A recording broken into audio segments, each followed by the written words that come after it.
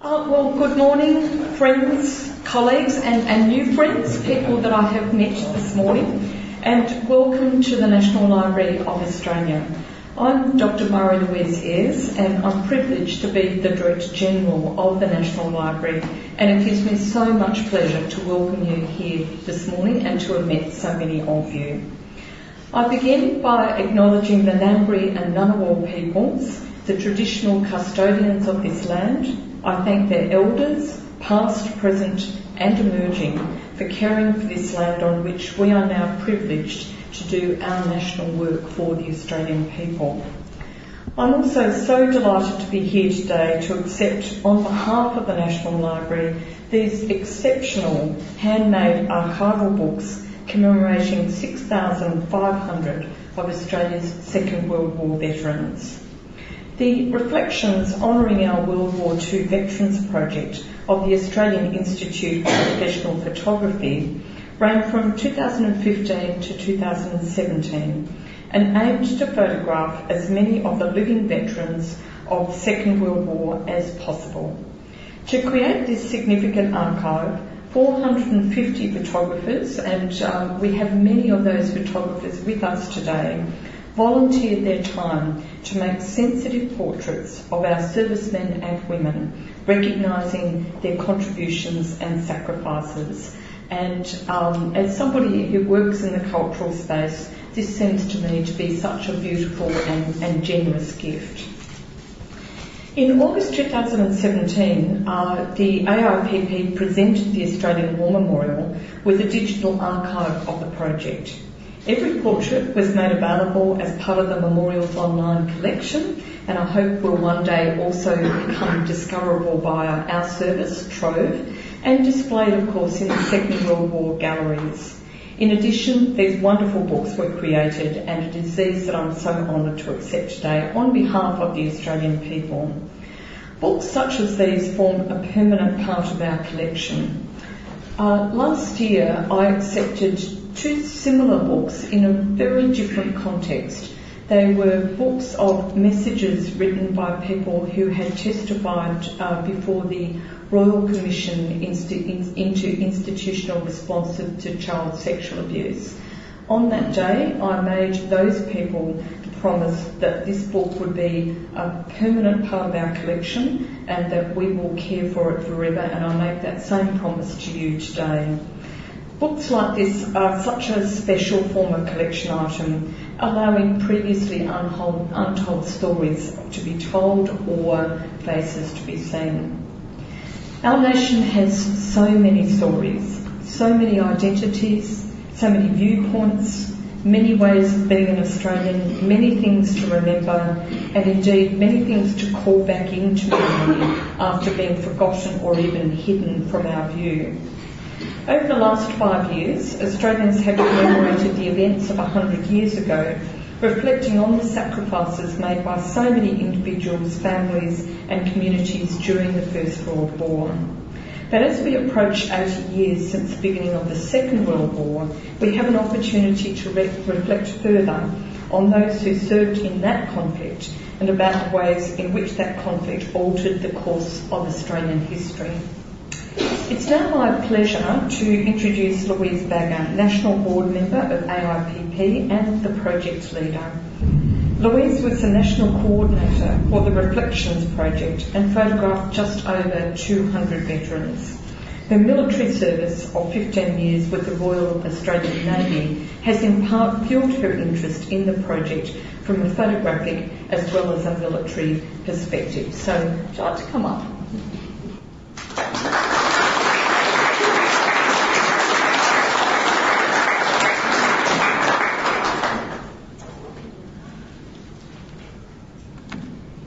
Thank you. Dr. Brendan Nelson, Director of the Australian War Memorial and Patron of the Reflections Project. Dr. Louise Ayres, Director General of the National Library of Australia. Our special guest, World War II veterans, distinguished guests, Reflections sponsors, AIPP members, ladies and gentlemen. This day has been a long time coming for a lot of people, and is one that I cannot truly express enough in words the pride it gives me to be standing before you as a representative of the Australian Institute of Professional Photography, the AIPP. On the 25th of April 2015, the AIPP embarked on the Reflections project, honouring our World War II veterans. Our mission was to capture a set studio portrait of as many surviving World War II veterans that we could find still living in Australia, and to gift the entire collection to the people of Australia, both as a digital archive and also as a portrait book.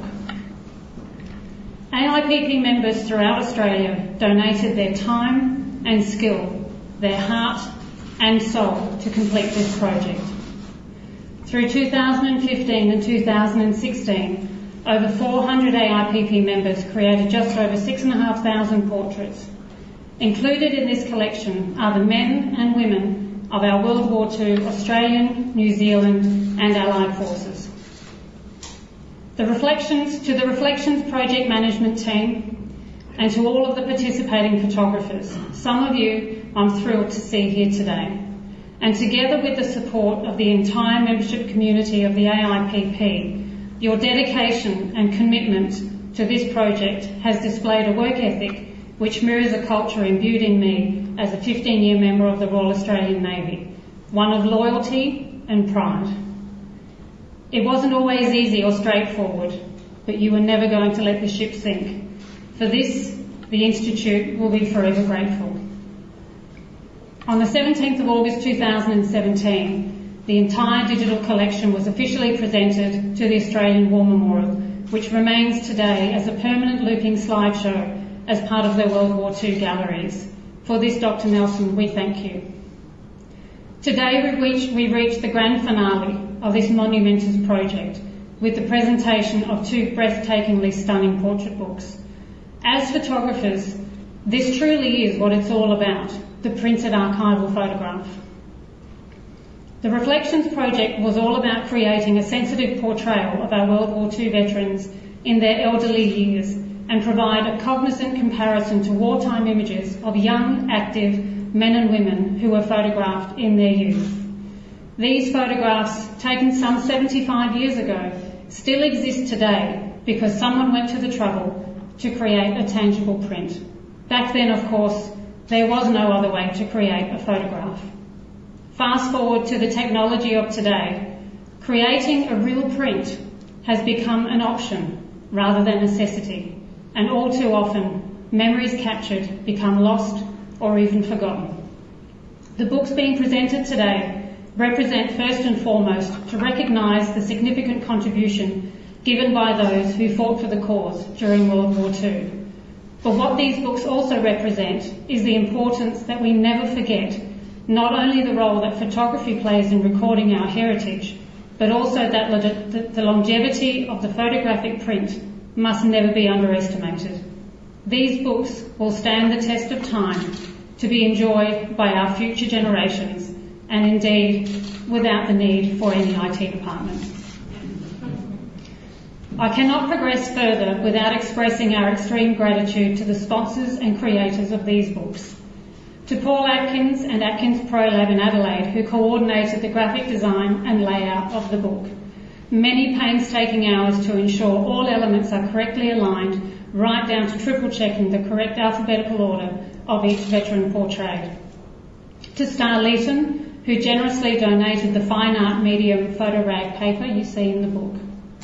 To Libby Jeffrey and Jeff Hunt, of Momento Pro in Sydney. Both of them are here with us today for the final production and printing and binding of these leather-bound, world-class pieces of art. In addition, a special mention to two other AIPP sponsors, Chromolux and Epson, for printing the beautiful portraits you see around the room today. Each of these sponsors have been long-time supporters of the AIPP, and we simply cannot thank you enough. Our gratitude goes without saying to the support of the Australian War Memorial and the National Library of Australia, both now custodians of the digital and physical legacies of the Reflections project. Thank you for working with us to make this a reality. Last, but by no means least, to each and every World War II veteran photographed for the project, and to those of you joining us here today. In the true spirit of the sailor in me, I personally salute you and thank you for your service and the sacrifices you made for yourselves, your families, and for your country. You are the ones who are left, and you have grown old. Age may well have wearied you, but never to be condemned. At the going down of the sun, and every morning hereafter, we will remember you. Thank you.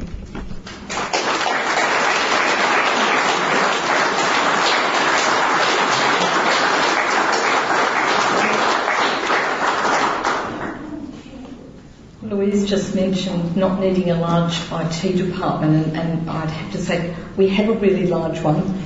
We love physical, the physical artefact, so our hearts are singing when you were talking about the importance of the physical record, particularly of photographs. I'm now going to ask Libby Jeffrey, co-founder and marketing manager of Momento Pro, to say a few words.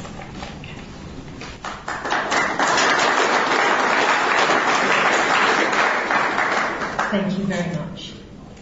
I'd like to start by acknowledging the Honourable Dr. Brendan Nelson, Director of the Australian War Memorial, Dr. Marie-Louise Ayres, Director General of the National Library of Australia, and the 14 World War II veterans who are with us today. I'm truly honoured to be in your presence. And to the traditional custodians of the land we are meeting on, the Ngunnawal people. On behalf of my business partners, Jeff Hunt and James Whitwell, who are both here, Momento Pro has been incredibly proud to be involved with the Reflections project. Not only has it allowed us to express our respect for every veteran appearing on the pages of these books, but it also allows us to show the power of the two art forms that are at the heart of our business, photography and print. We share the same philosophy as you. When these two practices come together, they have the power to celebrate and preserve the memory of individuals who have contributed so much to our country, far beyond their lifetime. These books will exist as physical proof of their service and sacrifice for centuries to come, ensuring they cannot be forgotten. This is the reason we approached the AIPP to be a part of the project. We wanted to ensure that the legacy of the Reflections project could survive beyond digital files and become a tangible object that descendants of the veterans can also include in their Canberra War history pilgrimage.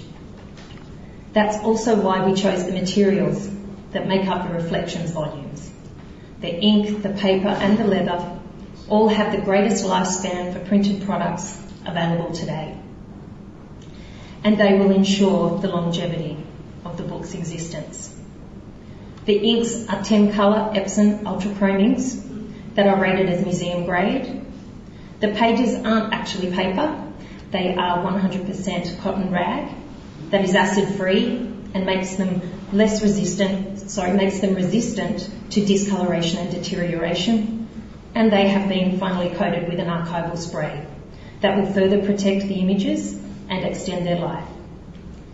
The printing process was incredibly manual, taking Jeff and our fine art printer Parvez nearly 5 days of continuous printing to complete.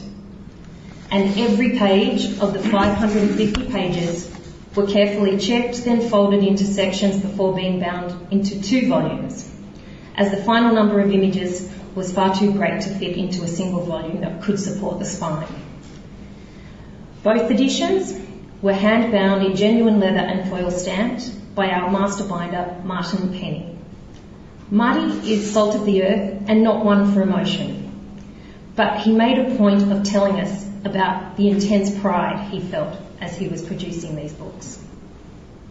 By the time they were complete, 7 members of our team were involved, 4 weeks had passed, and I can confirm that every page was handled with the reverence it deserved. And finally, to reiterate Louise's extra thanks, I'd like to mention a few people who contributed to the creation of the book.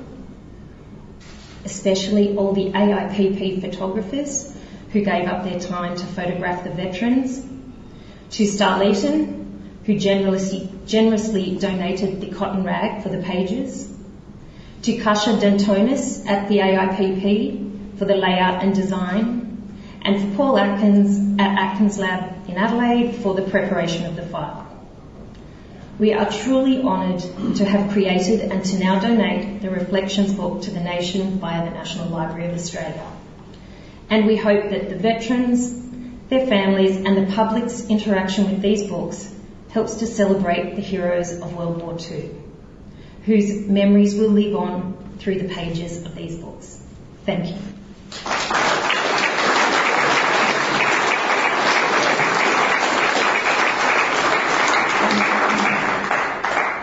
Thank you very much, Libby, and particularly for emphasising that these books will last hundreds of years, and this is what we aim to do in our memory institutions, to build memories, to share them, and to share that generosity of spirit that I think we feel in the room here today. And in that vein, of course, my colleague, the Honourable Dr. Brendan Nelson, Director of the Australian War Memorial, like myself, is in the memory game, and I would like to ask him to come and share his thoughts about reflections honouring the World War II veterans. So, Brendan, thanks for coming up.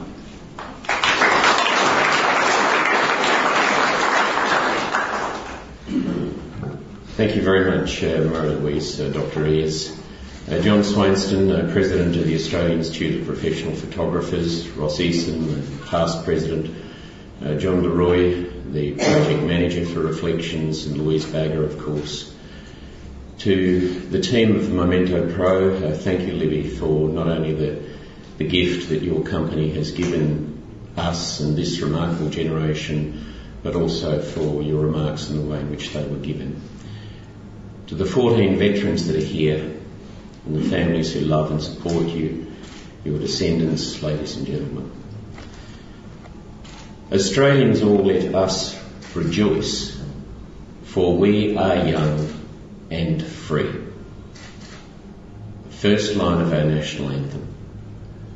We sing it often, we hear it sung often, but for my and my children's generation in particular, far too often do we take it for granted. Less often do we reflect on what it really means.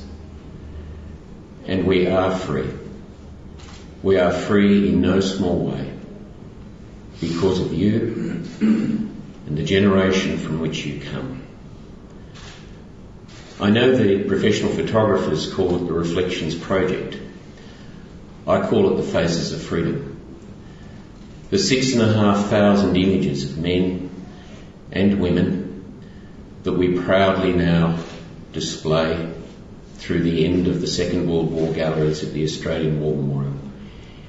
Images taken with professionalism, love and enormous commitment by Australia's professional photographers, who, whilst doing it for no financial gain whatsoever, indeed at their own cost, gained much, much more themselves in the process of doing so. You are and represent the members of the best generation this country has ever produced. Within it, of course, was the good and the bad and the great and the small. But you were born in the aftermath of the war that was. You grew up through the Great Depression. You came to your young adult lives under the shadows of a war that you knew was coming. And then the Second World War, no mere extension of the First. It wasn't about Australia's emerging identity or place in the world. Our vital interests were at stake. We were 7 million people. 1 million of you, men and women, mobilised. We sent 500,000 of you overseas. You fought in the deserts of North Africa, the Russian convoys, the North Atlantic, the skies over Europe, the Southwest Pacific, Borneo, New Guinea, and of course in Australia itself. 78,000 women alone mobilised, doing much more than the important task of nursing. You gave your youth 40,000 of your friends and fellow countrymen gave their lives. 150,000 their physical health. An indeterminate number their psychological health. And then you set about the economic and social reconstruction of this country. You gave my generation a standard of living and a framework of values which all of us have a responsibility to pass to the next and subsequent generations. Yours is a generation that enshrined principle above position. Values were more important than value. Your responsibilities to one another, our nation and its future, transcended and defined your rights. In the process of taking the photos, and then for us displaying them when we accepted them on the 72nd anniversary of the end of the Second World War in the Pacific, I wanted to make sure that we had some of the words of the photographers and also of the subjects displayed alongside the images themselves. And I'd just like to repeat a couple of those to you, and they're instructive. One of the photographers, Robert Hearty, said this: "Before I leave each of these veterans, I always take the time to pause, to put down my camera, hold out my hand, look deep into their eyes and say thank you." Tears started to fall from Alexander's eyes, he says.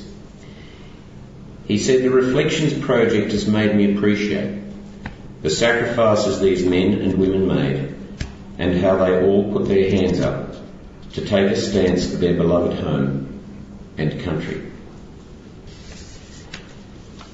Kelly Snow was 95 when her photo was taken.